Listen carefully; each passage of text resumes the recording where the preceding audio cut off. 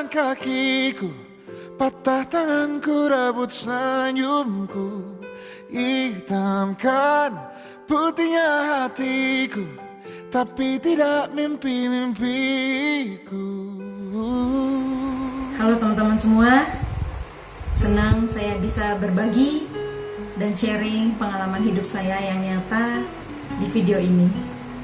Ikutin video ini ya teman-teman, dari awal sampai nanti akhir. Saya akan berbagi, saya akan sharing kisah hidup saya ketika saya tinggal di panti asuhan. Video ini akan terdiri dari beberapa part. Ikutin terus ya teman-teman, part selanjutnya juga. Di part ini saya akan membagikan bagaimana awal mulanya saya bisa tinggal di panti asuhan. Tidak ada tujuan lain ketika saya inisiatif untuk membagikan kisah hidup nyata saya ini untuk teman-teman. Cuma satu tujuan saya ingin berbagi, saya ingin sharing, dan saya juga mau untuk teman-teman semua yang juga masih tinggal di panti asuhan maupun yang sudah keluar dari panti asuhan, untuk kita tetap semangat dan jangan pernah berpikir bahwa kita tidak bisa sukses, bahwa kita tidak bisa maju, bahwa kita tidak bisa membuat masa depan kita menjadi lebih baik meskipun kita tinggal di panti asuhan. Ya teman-teman semua, saya akan berbagi awal mula bagaimana saya akhirnya bisa masuk panti asuhan. Tepatnya di tahun 1997. Saya akan cerita sebelumnya ya, background daripada keluarga saya pribadi. Saya 7 bersaudara dan saya anak kelima dari 7 bersaudara. Kebetulan yang masuk panti asuhan adalah saya dan adik saya yang di bawah saya persis.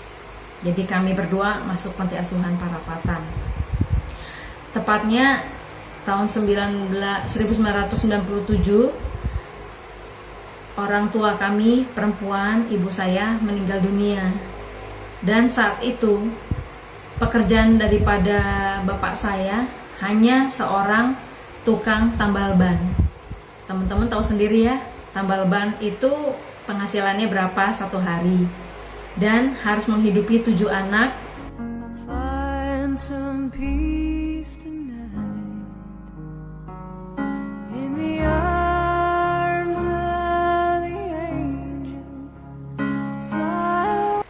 Hari demi hari saya jalani di panti asuhan, karena di sana juga punya aturan yang ketat, kedisiplinan juga dijunjung yang tinggi di panti asuhan itu. Keseharian saya di sana adalah bangun pagi jam 4 pagi, kami sudah dibangunkan untuk beres-beres kamar. Sampai dengan jam 5 itu kami bersih-bersih halaman, lalu kami mandi, bersih-bersih untuk persiapan kami akan pergi ke sekolah. Sampai dengan 5:30 kami akan makan bersama. Dan tentunya setiap jadwal tersebut akan ada belnya untuk pengingat kami semua kumpul. 5:30 kami makan, lalu jam 6 kami sudah berangkat ke sekolah kami masing-masing. Kebetulan sekolahnya itu tidak jauh dari panti asuhan tersebut. Kami berjalan kaki sampai ke sekolah, lalu pulang sekolah kami ganti baju, makan siang, lalu kami diberikan waktu untuk tidur siang sampai dengan jam 3 sore. Jam 3 sore akan ada bel kembali. Bel itu menandakan bahwa kami harus bangun dan untuk bersih-bersih. Kerja bakti namanya. Sampai dengan jam 4, lalu jam 4 kami disediakan snack. Setelah kami kerja bakti, disediakan snack. Kadang-kadang susu, kadang-kadang teh, beserta kue kecil. Setelah kami makan snack, kami diarahkan untuk semuanya mandi dan bersih-bersih. Habis kami mandi, bersih-bersih, kami ada waktu bermain sebelum jam makan malam. Kami bermain bersama-sama, menikmati waktu yang bersama dengan teman-teman yang lain. Lalu tiba saatnya, jam 6:30 malam, bel berbunyi, menandakan bahwa kami harus kumpul untuk makan malam. Setelah makan malam, kami lanjut lagi belajar bersama. Lalu kami diarahkan untuk kembali tidur karena besok pagi harus bangun kembali. Begitulah aktivitas kami setiap harinya. Dan Ada juga event-event tertentu seperti setiap minggu kami ada kunjungan dari orang-orang yang peduli dengan kami, donatur-donatur dari sekolah-sekolah, dari kampus-kampus, dari persekutuan-persekutuan doa yang peduli dengan kami. Mereka membuat suatu acara untuk berbaur, berbagi kasih dengan kami setiap minggunya. Dan kami bersyukur, kami merasa seperti punya keluarga baru di sana karena banyak yang mengunjungi kami. Terus terang, perasaan kami saat kami mendapatkan kunjungan atau perhatian dari orang yang dari luar, seperti yang tadi saya sebutkan, dari kampus, dari sekolah, dari bapak ibu donatur, kami sangat senang sekali. Terus hal lainnya yang saya senang adalah ketika kami dapat kunjungan dari orang lain, mereka bukan sekedar berbagi dan berkunjung atau memberikan kelebihan berkat dari yang mereka miliki, tapi ada beberapa momen kami dapat kunjungan dari kakak kampus. Kami ingat saat itu kampus dari Ukrida yang di Jakarta Barat ya. Mereka itu seperti kakak sendiri karena mereka nggak cuma datang sekali, tapi datang beberapa kali, dan mereka mengajak kami untuk melakukan kegiatan-kegiatan yang menyenangkan. Jadi nggak sekedar kunjungan gitu aja, tapi kami terlibat aktivitas juga dengan mereka. Mereka ikut bantu kami untuk kerja bakti, mereka bantu kami untuk beres-beres. Bahkan nggak sedikit ada kakak-kakak dari Ukrida yang juga mendengarkan curhatan kami di panti asuhan.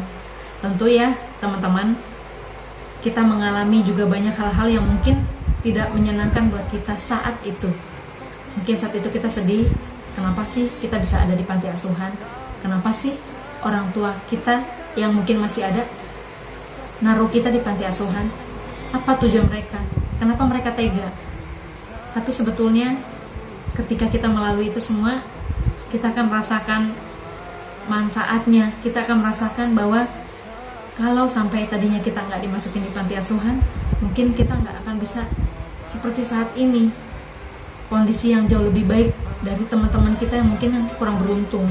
Contohnya teman-teman yang ada di lampu merah, teman-teman ada yang di pinggir jalan, yang mereka mungkin untuk cari makan saja susah. Tapi kita di panti asuhan makannya itu terjamin, kesehatan terjamin, sekolah pun terjamin.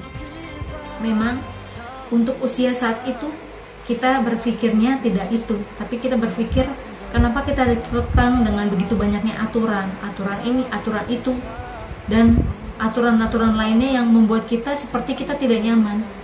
Tapi percaya teman-teman, ketika kita mau dengar-dengaran sama kakak panti asuhan dan kita tidak memberontak, tidak membangkang, semua kita akan terima apa yang kita sudah lakukan. Kalau kita lakukan yang baik, kita pasti terima yang baik. Percaya teman-teman, saat ini keluh kesah kalian yang kalian miliki, kalian harus bandingin dengan teman-teman kalian yang tidak seberuntung kalian, sehingga bikin kalian menjadi lebih bersyukur dengan kondisi kalian yang saat ini. Percayalah teman-teman semua, ada tujuan baik yang Tuhan sudah sediakan di depan kita ketika kita melewati semua proses hidup kita dengan setia.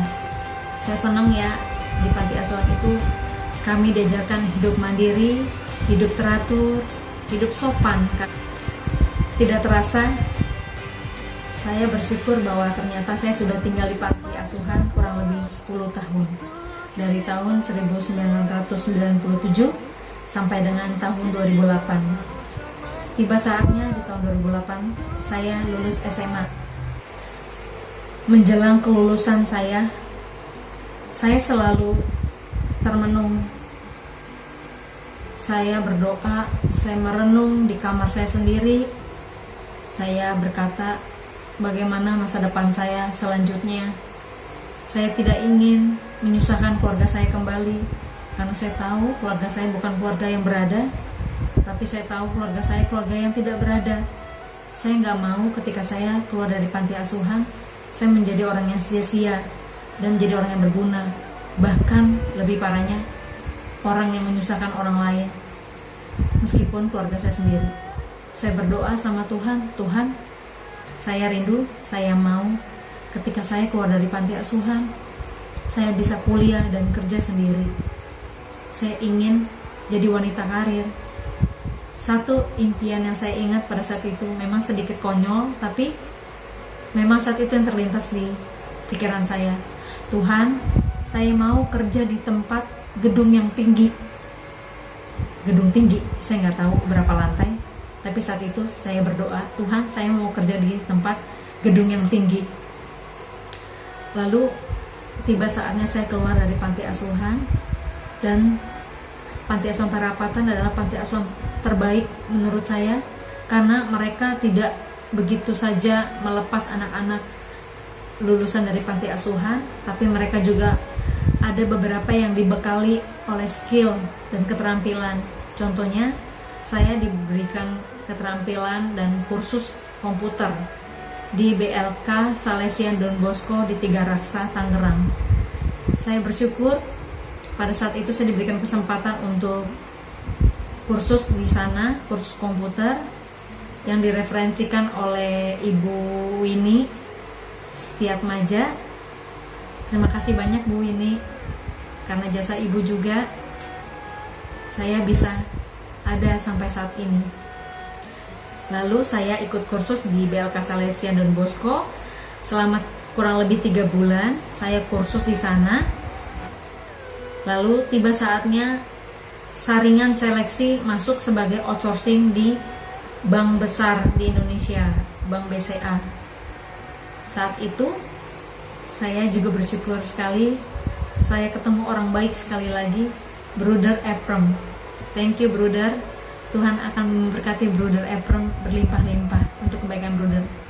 Dari beberapa murid kursus tersebut, biasanya seleksinya adalah untuk anak-anak yang sudah 5 bulan atau 6 bulan yang terhitung mahir di BLK tersebut. Tapi dengan saya berbeda. Saat itu saya baru 3 bulan kursus di sana, tapi saya langsung direferensikan oleh Bruder Ephraim untuk mengikuti wawancara masuk sebagai outsourcing di BCA.